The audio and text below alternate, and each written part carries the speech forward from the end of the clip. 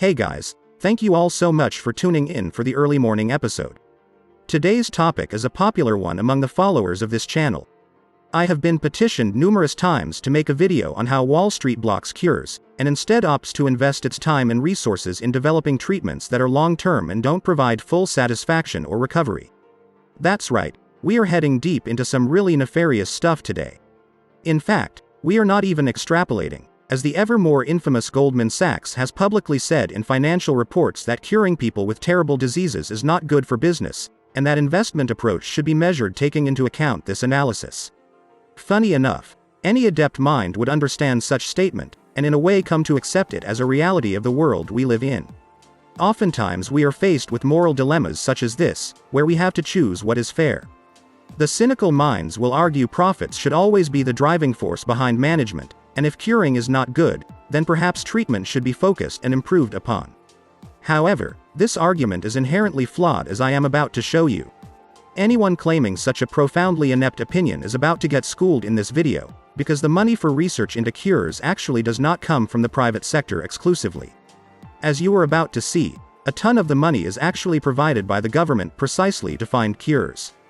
The problem lies in that the money is not being used as intended, and the wealth and profits are being capitalized by the top 1%, while the poor living conditions and high costs are socialized among the rest of society. I am not pulling back today either, guys. We are heading into this topic, explaining with factual evidence gathered that the way Wall Street has corrupted healthcare and the public opinion has been so effective that you have been led to believe lies. You have been led to believe that there should even be a debate about the nature about whether resources should be invested for the betterment of society or to keep a couple people sailing in world-class yachts while your neighbors sit at night budgeting how to put food on the table. I want to thank Abby Miller and Hawa Ahmed for their great work and compilation of studies they did that were so beneficial and inspired me to make this video. Great work and journalism is done by you too, and I am ever more humbled by the quality of your research and diligence.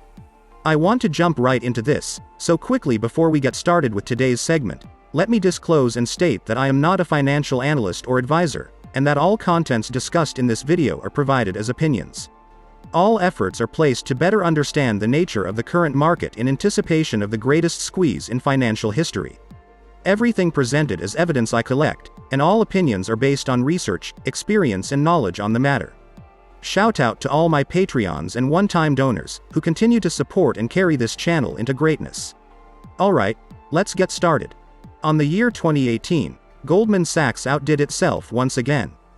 Global economic shutdowns that have been traced all the way back to the Great Depression were not enough for the financial giant to conform.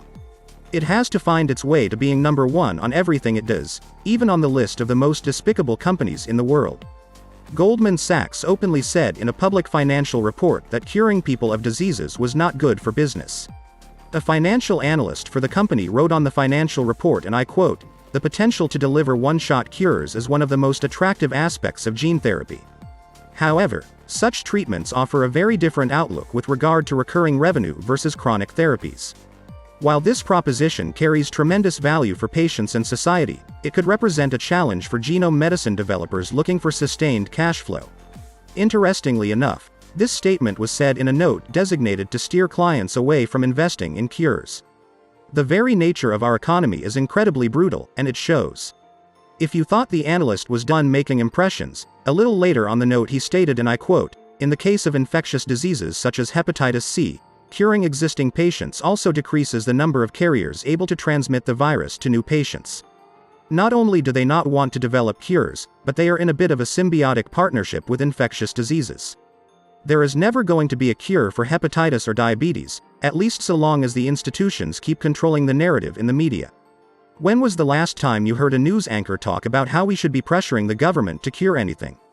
When were they complaining about the systematic problem that rewards such psychopathic behavior and encourages it as the only means by which investors can get a return on their money? I would say I would wait, but even bots like myself have expiration dates. And this brings me to the central problem. If you have lived long enough, I would say about 16 years, you will have heard presidents from all parties promise to stand up to the big and bad pharmaceutical industry. That they will police them and bring down prices so that your family members can get their insulin without having to give up an entire paycheck. As is expected of our elected officials, one of the first things they do is surround themselves with industry insiders. We recently talked about how Obama surrounded himself with a team of executives from banks at Wall Street that helped push away any type of prosecution that might have come their way. The same thing happens with Big Pharma, and the consequences have been devastating to say the least. Let's talk some numbers. In the year 2018, Americans spent $535 billion on prescription drugs, which was a 50% increase since the year 2010. A 50% increase by far surpasses inflation. Big Pharma increases prices for most prescribed medications from 40% all the way to 71% in between the years 2011 and 2015. I bet there is a 200 IQ genius in the comment section typing how this is simply the nature of business in a well-balanced capitalist society, and that I am not accounting for fairness because I have omitted to disclose how much money the private industry invests in research and development for treatment. Before you finish your little paragraph, let me present you with a cold reality check that goes unnoticed far too many times. Pharmaceutical companies are given extremely lucrative government assistance in the form of publicly funded basic research that also comes with great tax breaks. What is the point of giving companies assistance to make drugs when they are going to charge citizens exorbitant prices? Not too many years have gone by since Martin Shkreli's company bought the rights for a drug and hiked the price from $13.50 a pill to $750 per pill. Do you think taxpayers are seeing the return on investment from their taxes? Still not convinced? America has over 1 million citizens suffering from type 1 diabetes, which is the condition where your body cannot make insulin. Among all Americans suffering from diabetes, at least 1 in every 4 people admit to engaging in rationing insulin in order to make their doses last longer as a result of the prices skyrocketing over the last decade. For those that don't know, a single vial of insulin currently retails around $300. For comparison, only back in 2009, a vial of insulin costed around $75 to $80 on average, and even then, the prices were seen as outrageous in comparison to what they were a decade before then. Despite the dangers that come with rationing insulin, Americans are forced to do so because they literally have no choice. If they don't ration insulin, they will die. If they don't, they increase their chances that could lead to diabetic ketoacidosis, which is fatal. You can only gamble with your life. I encourage anyone watching this video that might be rationing to please come out and share your own experience down in the comments below. Maybe hearing the challenges being presented by this morbid economy by the victims of it can we actually start to question where exactly did we lose our empathetic compassion for the well-being of our neighbors. And I am not done yet. Since the 1930s, the National Institute of Health has invested $900 billion in basic and applied research for sectors in pharmaceutical and biotechnology. The result of this has been increased prices in treatments. For those willing to challenge the amount of investment as not being high enough to cover the costs of research and development, a 2018 study found that the contributions by the National Institute of Health were associated with every single one of the 210 new drugs that were approved by the Food and Drug Administration from the year 2010 and 2016. We mentioned taxes as being another incentive given to Big Pharma. Yes, research and development for new treatment is rewarded with tax credits by the government.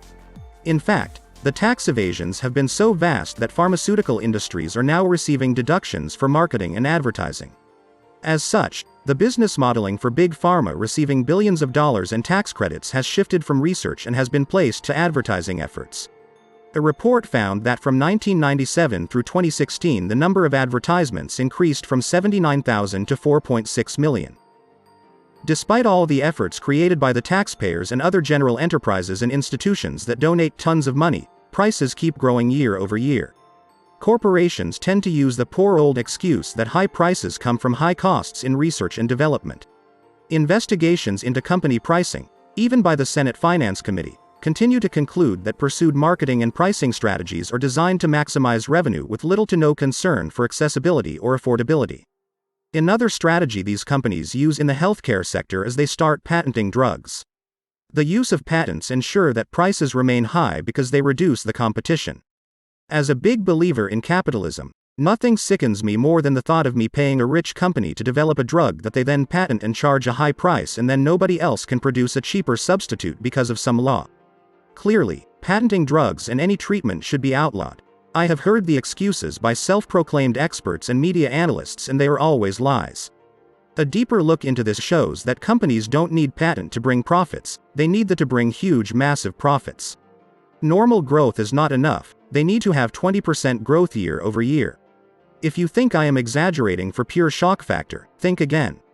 A report by the Government Accountability Office showed that among the largest 25 companies in the pharmaceutical industry, annual average profit margins fluctuated between 15 and 20%. Another tricky tactic they use is they flood the United States Patent and Trademark Office as well as the courts with excessive patents and applications to make it difficult for any competing firm to secure patents. This helps them monopolize and ensure drug prices remain uncompetitive and thus less affordable for Americans. I was asked the other day why I devote myself to make these videos if my audience isn't vast enough to make headlines the next day or create a ton of social media awareness. To that question I answer, the war wages on against Americans every day. This is not a paradoxical or hyperbolic exaggeration.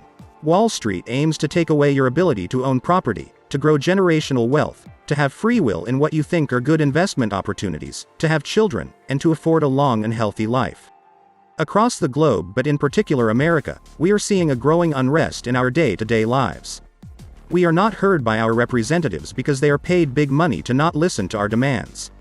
We wage wars that bring benefit only to the weapons industrial complex and oil empires.